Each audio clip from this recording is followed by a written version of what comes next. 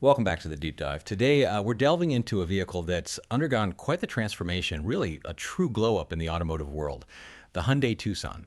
Now, this isn't just any car. It's a really significant player in the, well, the incredibly competitive compact SUV market. The Tucson has a fascinating history. We've got some fantastic data here that really chronicles its journey from, humble beginnings to its current rather striking form. It's an interesting case study, actually, in how a brand evolves. It really is. What's truly fascinating here, I think, is how a vehicle, often perceived as just a practical, reliable workhorse, has so aggressively pushed the boundaries, especially in design and technology. So, our deep dive today isn't merely about reviewing a car, right? It's more about understanding Hyundai's ambitious strategy and, well, the profound implications for drivers who are looking for both that cutting edge style and practical substance.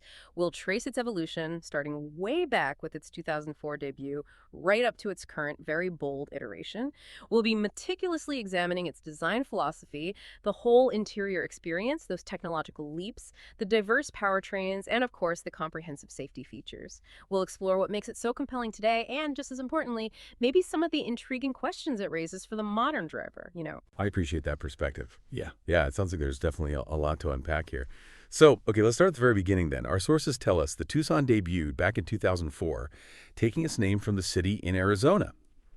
And based on the data we have, it certainly wasn't the sleek machine we see on the roads today, was it? It started out as well, a straightforward, pretty practical family car. It even shared its platform with a Kia Sportage of that era. And back then, it was up against some really formidable rivals like the Toyota RE4 and the Honda CR-V. I mean, that's a tough company to be in. Oh, absolutely. And if we connect this to the bigger picture, that foundational reliability and utility laid the absolute groundwork for everything that came after.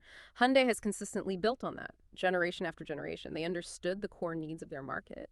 Even in that initial form, the Tucson was, frankly, remarkably well equipped for its time. Our data shows it had amenities that were quite forward-thinking for a compact SUV back then. Hmm. Things like heated leather seats, an anti-lock braking system, ABS, which was a big deal, and multiple airbags. It even earned a respectable 4-star rating in early safety tests. So, yeah, it wasn't flashy, maybe, but it was solid, dependable. Which, honestly, for a 2004 model, actually sounds pretty advanced. But like you said, Hyundai kept pushing. The second generation, for instance, that arrived around 2009, it started to shed that purely utilitarian image, didn't it? Hmm. It adopted a more kind of fluid and modern aesthetic. That really hinted at Hyundai's emerging design ambitions. Then the third generation, launched around 2015, sort of cemented that shift, introduced a distinctly more mature and refined look, notably characterized by Hyundai's signature hexagonal grille, which gave it a much stronger road presence. But it's this current one, the fourth generation, that really seems to be turning heads, right? Absolutely. Yeah, this brings us to the fourth generation, where Hyundai truly made an unmistakable statement with its parametric dynamics design. It's not just a subtle evolution, it feels like a radical departure that instantly sets it apart from competitors. This design philosophy, it's rooted in using geometric patterns and sharp intersecting lines. It creates this sense of constant movement and dynamism, almost as if the car is sculpted from light itself, much like a jewel, as you mentioned. But this does raise an important question. Is this incredibly bold design a pure triumph of aesthetics? Or could it potentially introduce complexities that might, polarize some buyers? It definitely signals a clear move away from conservative design, aiming to attract maybe a new generation of buyers seeking standout looks. Like a jewel. Yeah, that's a really great way to put it. And that front grille, wow, it really does make a Um, statement, doesn't it? it truly does. The most prominent feature is, without a doubt, the front grille, which very cleverly integrates the daytime running lights, the DRLs. Our analysis highlights that when the vehicle is off, these lights are almost entirely hidden within the dark chrome of the grille. It creates this incredibly clean, sort of unified face. Then, when the engine fires up, they illuminate in this distinctive wing-like shape. It's certainly unmistakable and quite theatrical, really, its presence on the road. The side profile continues this dynamic theme, too, with bold character lines and these angular wheel arches. It creates a sense of forward motion even when it's just standing still. And depending on the trim level, of course, it rides on stylish alloy wheels, available in sizes ranging from 17 up to 19 inches. That further enhances its sporty and kind of commanding stance. That exterior design is undeniably captivating. But, often the real test of a vehicle's transformation is what happens when you actually step inside. So what did our sources reveal about the Tucson's interior experience? The sources describe it as inner space, Sounds very futuristic. It's supposed to be spacious and sophisticated, with a dashboard wrapping around the driver and front passenger, flowing smoothly into the door panels. That sounds like a really immersive design choice. Hmm. This focus on an open and airy atmosphere and trying to cultivate the feeling of a much larger vehicle is certainly an interesting design goal. But the question is it genuinely more spacious, or does it mostly feel that way because of, well, visual tricks? Our data points to a key highlight being the elimination of that traditional instrument cluster hood, the cover over the dials. Instead, you get this 10.25-inch digital display sitting neatly in the dashboard. It provides crisp, clear driving info. And then to the side, another large touchscreen, typically also 10.25 inches in the higher trims, serves as the main hub for the infotainment system. Right. And what about physical controls? I heard it's quite minimalist, almost buttonless in some ways. That's accurate, yeah. The center console is designed with a very clean, buttonless interface for the climate controls on many models. It relies heavily on touch-sensitive surfaces, which definitely contribute to that minimalist, high-tech feel. But while it's undeniably elegant and minimalist, this design approach does raise an important question about practicality and, potentially, driver distraction. I mean, are touch-sensitive controls always the most intuitive and safe option when you're actually on the move? Especially when you can't rely on muscle memory to quickly adjust settings without taking your eyes off the road. That's a really critical point, isn't it? Yeah. Especially when you're trying to keep your eyes on the road.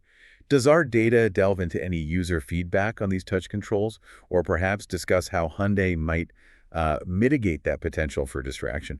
Because for some people, that could be a pretty significant learning curve. Yeah, the feedback from various reviews does suggest a bit of a learning curve. Some drivers definitely prefer the tactile assurance of physical buttons. Hyundai attempts to mitigate this with, clearer on-screen menus and pretty decent voice commands, but it remains a point of adaptation for users for sure. On the upside, though, the quality of materials used throughout the cabin is quite impressive for its class. Lots of soft touch surfaces and tasteful trim pieces that certainly elevate the feel, maybe beyond its price point. That sounds like a significant upgrade to the interior experience then. For its class, does the data suggest it genuinely competes with perhaps more premium offerings? Or is it more about just elevating expectations within the compact SUV segment itself?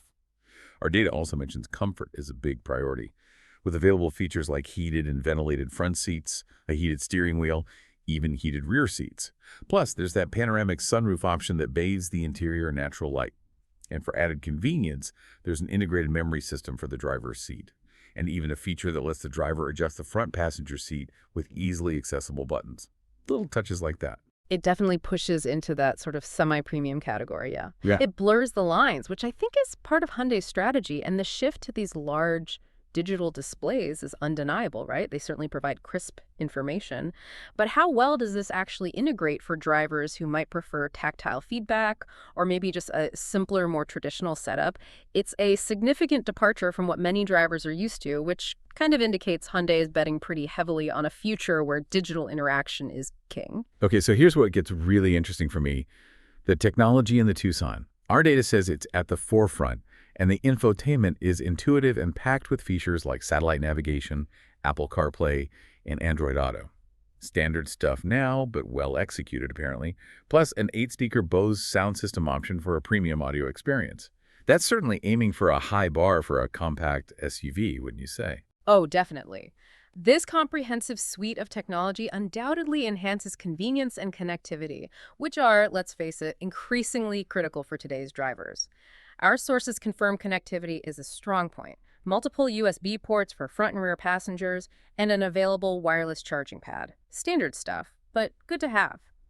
But this whole suite also brings up broader considerations around our, well, increasing reliance on digital systems for even core vehicle functions. Right, and then there's the Hyundai Digital Key.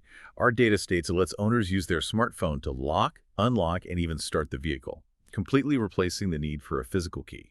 And Blue Lane connected car services, things like remote engines, start with climate control, checking vehicle status, emergency assistance, all accessible via an app. That's certainly a bold step into the future of automotive access. How widely adopted is something like the digital key, according to our sources?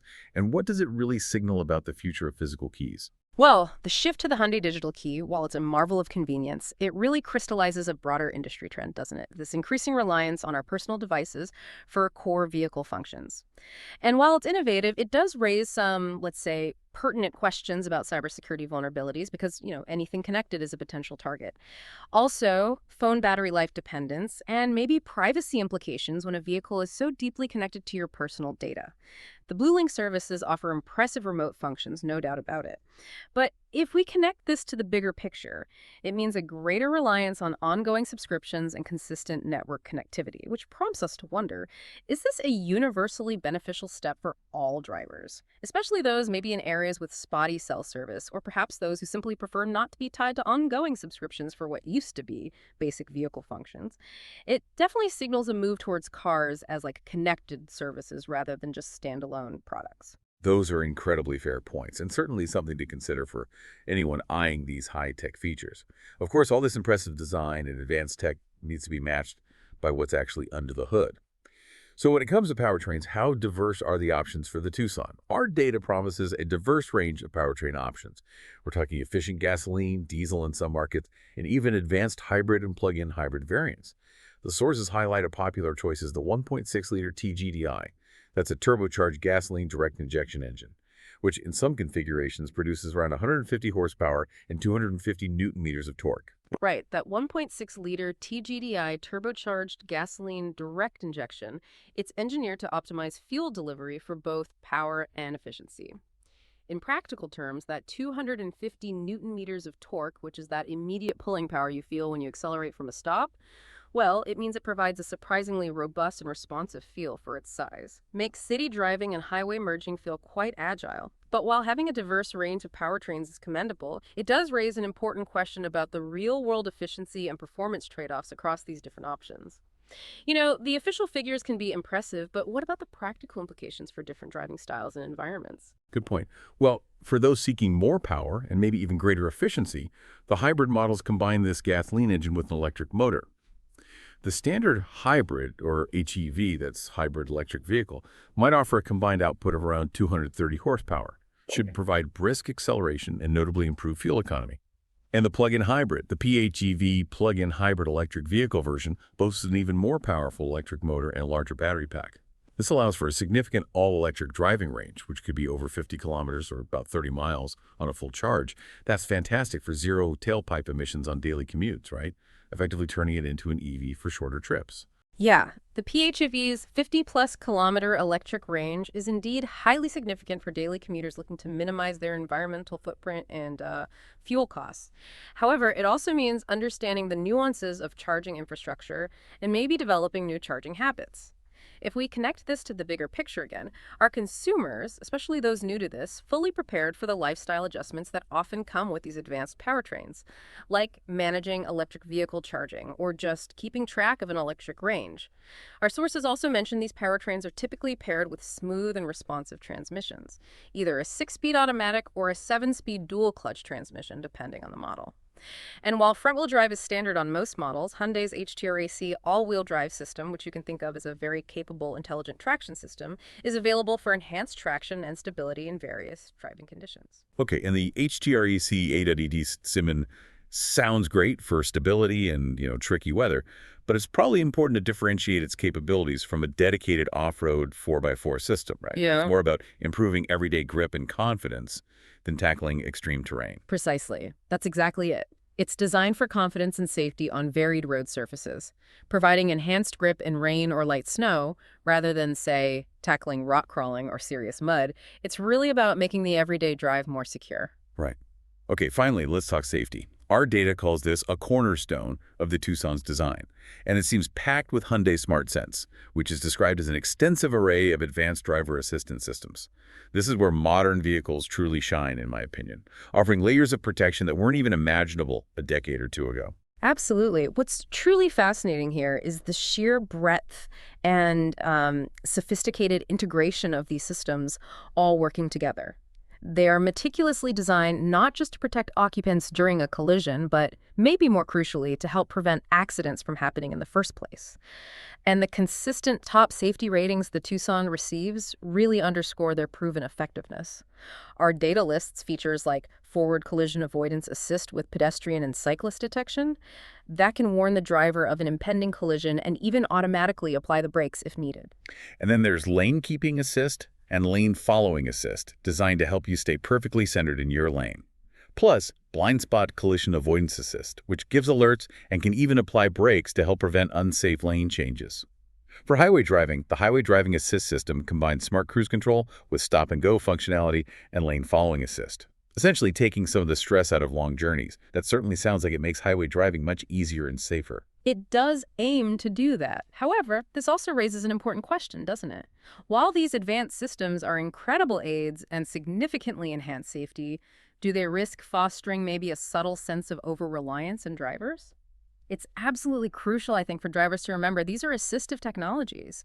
They're not replacements for active attention, critical judgment, and ultimately, human control.